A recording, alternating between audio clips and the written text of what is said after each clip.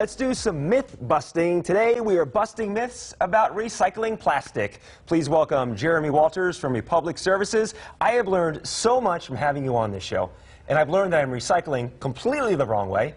Today you were telling me about these are flexible plastics? Yes, they are. And we're doing these the wrong way. We should not be recycling these. I think we actually have video of what happens when we send these items to the recycling bin. Look at that. What happens when we send these flexible plastics? They're getting tied around your machines. Exactly. The machinery at the recycling center is designed to separate plastic containers. These flexible plastics, while they are recyclable materials, you got to do the right thing with them. You got to take them back to the grocery store where they belong, because they'll never actually come to the recycling center. Everyone that's watching, this right here, the Charmin wrap. You're telling me the plastic bag that I'm guilty of putting all the plastic bags inside of them, Yep. a big pile, and throwing it in the bin. What do we do with this then? Take it back to the grocery store. This is a good example of them trying to give you some good messaging. It says, please return to participating store for recycling. But who reads the label on this? No one does. Most people don't. They see automatically the recycle symbol, and we're so falsely trained to see a recycle symbol and assume it goes in the recycle bin. I think we have a picture too, because that's a big thing. The labeling of the items, the recyclable items, explains right there.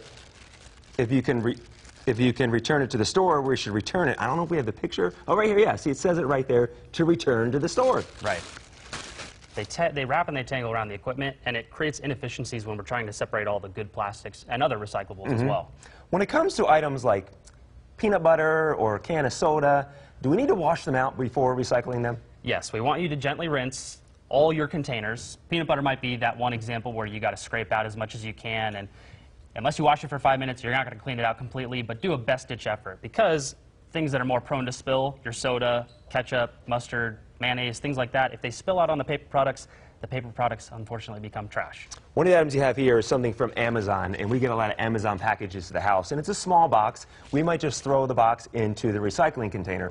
Do we need to break down that box, or is it okay to put a full box into the recycling container? I would say break down the box, because A, it's going to save you space, but B, the bigger thing is we don't want these other recyclables to fall inside of that box. And that Amazon packaging is a pretty good example of a misconception as well, because while the outside is paper, it's lined with plastic on the inside. We just got to be smarter when it comes to recycling. Absolutely. Last question, K-cups. So should they be recycled yet, or are they going in the trash? K-cups, if you rip off the top and completely rinse out the coffee, yes. Otherwise, they got to go in the trash. Awesome. Well, for more information on how to properly recycle, you can go to republicservices.com or your brand new site, recyclingsimplified.com. Now, speaking of Republic Services, they're giving us today's trivia. Answer this. Which of the following paper products are recyclable? Is it A, cardboard, B, office paper, or C, all of the above?